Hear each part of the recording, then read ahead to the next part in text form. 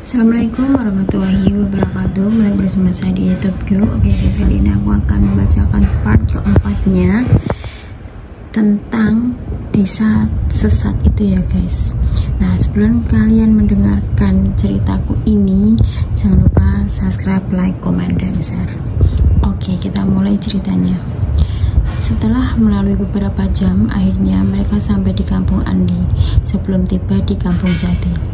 Mereka sampai sekitar pukul 00 pas tengah malam. Setelah gapura selamat datang yang menjadi penanda bahwa mereka sudah sampai, kampung Andi adalah kampung Cokro, kampung pelosok yang juga jauh dari kota. Kampung itu terbilang sepi penduduk, terbukti hanya ada 20 kepala rumah tangga dan penduduknya sekitar 50-an orang saja. Nah, setelah gapura ini belok kiri fair, entar nemu pohon mangga dan di situ rumah keluargaku. Andi mengarahkan. Seperti di kampung-kampung lainnya, di kampung Andi halaman setiap rumah lumayan luas karena penduduknya juga masih sedikit.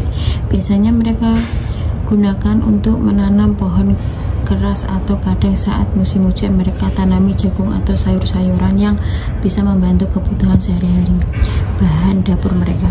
Di kampung Cokro belum ada listrik termasuk kampung Jati.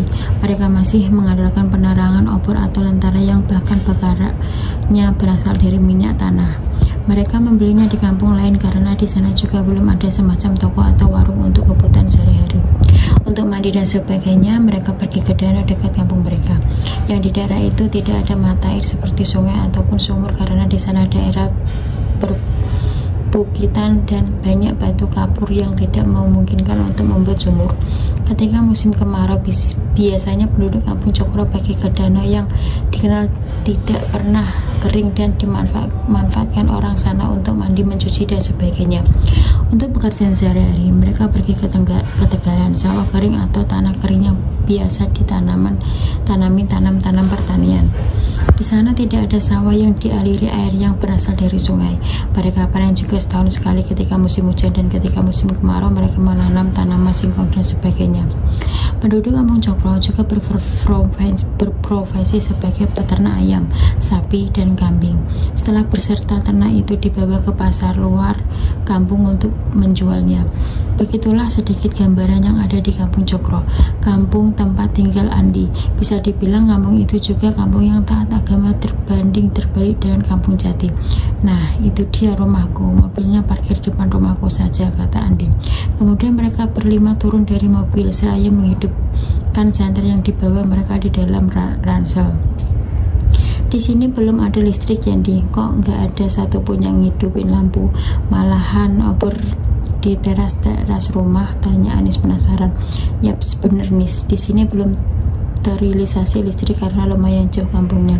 Dulu sih ada bantuan buat kampung ini untuk fasilitas listrik, tapi sampai sekarang proyek itu masih belum terrealisasi dengan baik karena hal satu. Andi menjelaskan. Lah emang kenapa, Cuk? Tanya Rio penasaran. Nanti aja aku ceritakan, yuk kita masuk dulu aja, Andi seraya menenteng tas kecilnya. Assalamualaikum Pak, Bu, ini aku Andi, bukain pintu dong. Pak, bangun Pak, itu seperti ada orang bertamu di rumah kita, ucap Ibu Andi yang berusaha membangunkan suaminya yang masih tidur dengan nyenyak itu. Aduh Bu, gangguin Bapak tidur aja, kenapa sih ribut-ribut, lihat masih jam 00.13, masih tengah malam Bu, gerutu bapaknya Andi. Ih, itu loh Pak, emangnya Bapak nggak dengar ada orang ngetuk pintu rumah kita, kayaknya orang mau bertamu Pak, jawab Bu Marni dengan kesal karena suaminya tidak percaya. Mungkin didemit kali Bu, mana ada orang yang datang malam-malam begini, apalagi tengah malam. Kan Ibu juga tahu kampung kita juga tidak baik-baik saja karena imbas kampung Jati brengsek itu, tegas pria yang berusia sekitar 50 tahun tersebut. Gus, Bapak iya kalau ngomong itu jangan ngawur, kesal Ibu Marni. Kemudian selang beberapa menit kemudian Andi kembali mengetuk pintu rumahnya sambil mengucapkan salam. Tuh kan Pak, ada orang, tapi Ibu kayak kenal Pak suaranya. Iya ya Bu, sebentar Ibu tunggu di sini ya, biar Bapak yang ngecek siapa di depan sana. Pokoknya sebelum Bapak kembali, Ibu jangan keluar kamar, takut itu orang jahat, tegas Pak Syahrul. Ibu ikut Pak, Ibu takut sendirian, ucap Bu Marni ibunya Andi dengan takut. Sudah ibu jangan ngeyel, pokoknya di kamar saja. Kemudian dengan mengedap-ngedap Pak Sahrul mengintip dari celah pintu. Dengan penasaran dia mengintip dan melihat ada siapa di depan sana. Itu siapa kok rame-rame bawa mobil segala, apa mereka mau merampok rumahku? Ah, di sini nggak ada apa-apa yang menarik kok, batin Pak Sahrul. Apa ini Andi, Pak? Anak Bapak. Andi pulang, teriak Andi dari luar. Andi, anakku. Tanpa banyak basa-basi, Pak Sahrul pun membuka pintu dan terkejutnya beliau melihat putra semata wayangnya pulang setelah 2 tahun di kota untuk kuliah. Andi, Bapak. Kemudian anak dan ayah tersebut pun berpelukan dengan haru setelah lama tidak bertemu, akhirnya dipertemukan dengan bahagia. Tidak ketinggalan teman-teman dari Andi juga ikut terharu dengan pemandangan yang ada di depan mereka. Ah, so sweet, jadi pengen meluk deh, ucap Andi sambil ingin memeluk Gendis. Ih najis, jangan peluk-peluk gue, masih normal, cegahan Gendis seraya mendorong tubuh Anis. Ih jahat banget, balas Anis. Bodoh, si Gendis sambil menonyokkan mulutnya. Ya udah, ayo pada masuk, ini teman-teman Andi kan? Tanya Pak Sahrul. Iya Om, perkenalkan saya Ferry, ini Rio dan 2 gadis, ini Gendis dan Anis, jawab Ferry dengan mencium tangan Pak Sahrul. Begitu pula 3 temannya. Bu, lihat nih siapa yang datang, teriak Pak Sahrul. Ada apa Pak? Siapa yang datang? Kemudian Bu Marni melongo melihat Andi yang sudah berada di dalam rumah bersama Bapak dan teman-temannya. Andi, itu kamu beneran kan? Karena iya Bu, masa bohong?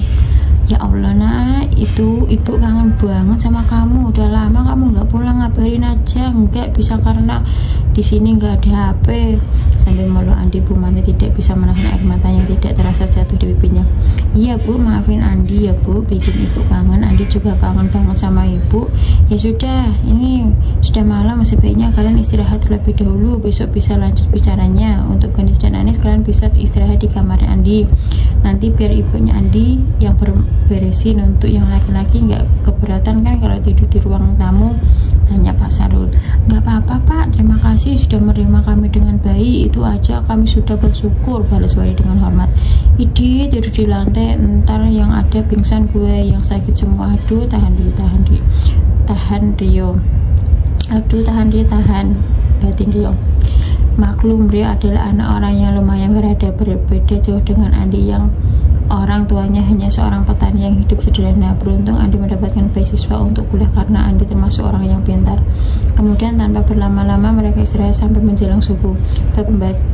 Oke guys, dan itu ceritanya untuk part 4, dan untuk part 5 besok lain lagi ya guys.